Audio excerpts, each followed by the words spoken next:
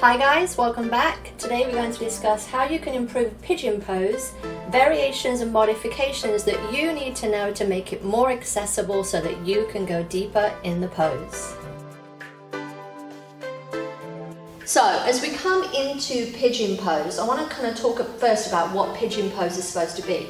You're not going to see the correct version from me. I can't do it. My body doesn't move that way. And I'm a yoga teacher. But the front leg, the shin, is supposed to be parallel to the front edge of your mat, that short edge. But the back leg is supposed to be reaching back towards the back of your mat, and your pelvis is supposed to be parallel to the floor. Now, if I was in that position, I'm here. My knee doesn't connect to the floor, my shin doesn't connect to the floor. Not without my hip screaming blue murder at me. So, let's look at ways in which we can make it more comfortable. So the first thing that we need to do is warm up the hips and get them ready for some external rotation. So quite a lot I see in yoga classes or yoga videos, people just doing sun salutations as a warm-up. Sun salutations are not a warm-up for pigeon pose. They're just not. There's not enough external rotation. So I would suggest doing more externally rotated movements. Get the leg more out to the side. Even some hip circles here. You want this kind of movement for pigeon pose warm-up. And even some of the poses that we're going to come into as alternatives for pigeon pose are great ways to prepare the body for full pigeon pose. So make sure if you're doing these circles, you're going in both directions because you want to kind of get into all of that tissue. This can also be done on all fours. Maybe you're coming into a little bit of what we call fire hydrants. And maybe even a little bit of a circular movement here.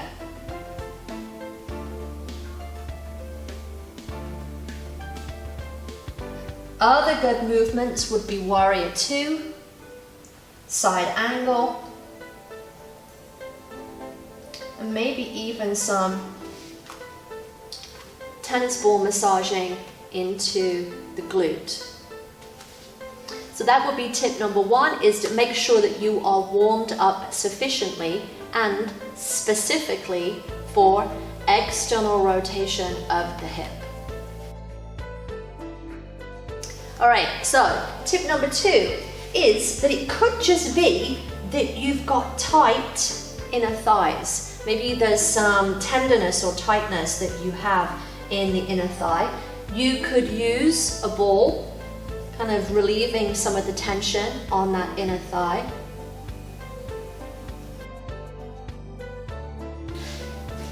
You can also do a little inner thigh release with the block if you're used to somatics. I'll go over that in another video soon, but squeezing the block and slowly releasing will help to relieve any tension along the inner thigh. So one of the other things in pigeon pose is thinking about this back hip, the hip that's an extension. And sometimes this can be our limiting factor. So just allowing some hip releases for the psoas can also help.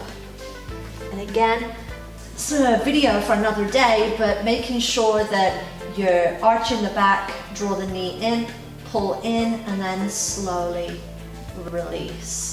But doing some work for the hip flexors here just to get them moving and warmed up and ready for pigeon. So I've already said that in the big book of yoga, this front shin is supposed to be parallel with the front edge of the mat. It's not right for my body. I'm breaking the rules, and instead I'm going to be diagonal and I'm going to be in pigeon here. Now, this back hip is not connected to the floor. My pelvis is still parallel to the floor, but it's not connected. That's okay. Be in the outline of the pose so that you're still coloring within the lines and you're not kind of going outside and making yourself be in a painful position. If the front knee is the issue, maybe this is still painful for your knee being in this diagonal position, then I would suggest taking the foot all the way back and turning it into more of a swan pose rather than pigeon, or coming into one of the other versions that we're going to discuss now. So one of the more accessible variations of pigeon is to be on your back. You place one leg over the opposite knee. So this would be your front leg in pigeon, and then lift the other leg up and maybe you hold the thigh. So if your focus is on this hip in external rotation, this would be the great variation for you. Now you can also do this seated. I'm going to show you on a chair. Alright, so I'm seated on the chair. I'm not all the way back on the back of the chair. I'm a little bit further forward so that I can use my core stabilization here. The leg will come up, ankle towards the knee, and the knee will open out and down towards the floor. And this is the variation of pigeon here. Still that same figure 4 that you had when you're on the back, but now you've got a little more work going on because we have gravity. Sometimes our friend, sometimes not our friend. But just allowing this leg to kind of open towards the floor. This is also a variation and a good warm-up for pigeon. What's interesting as well in this position is finding that one side might be completely different to the other. So for me, my left side is a lot tighter. I had a dirt bike accident and it's been like very, very tight since then. And it takes me a long while for this left hip to get a little bit more mobile. So as you can see, my left knee is much higher on this side. So just notice in this position, because if it's different here, it's going to be different on the floor in full pigeon.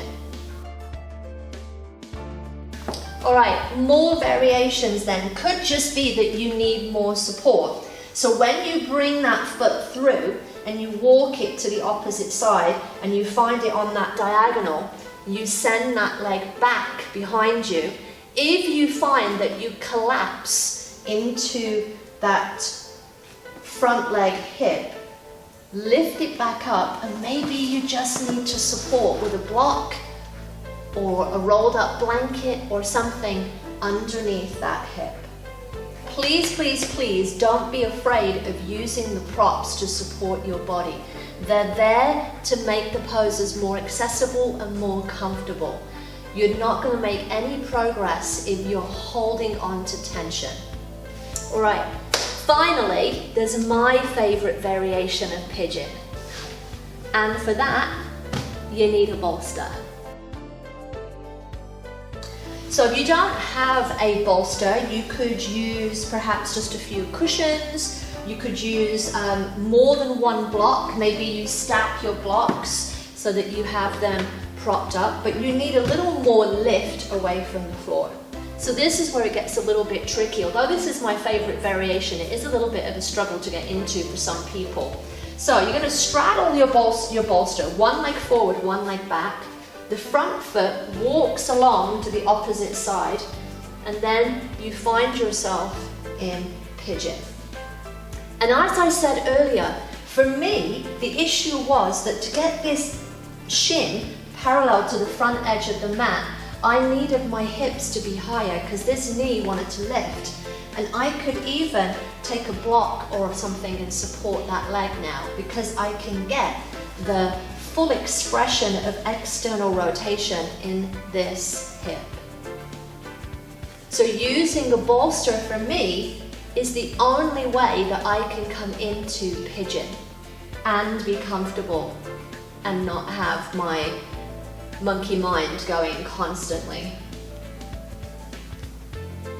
We need to allow ourselves a little bit more support to find the comfort and the ease in yoga pose. It's not all about forcing bigger, faster, longer, more. It's about easing into the pose and being able to stay there. And if I'm on the floor without support, I can't stay there. That's just not possible for me. Now, bolster, block, I'm fine.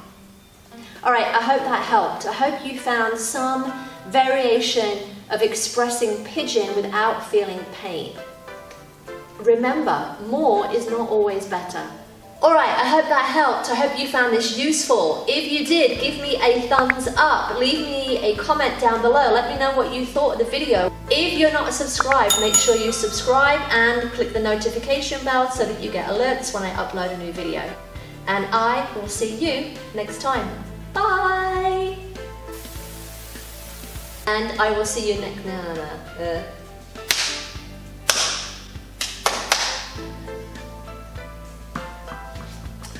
battery.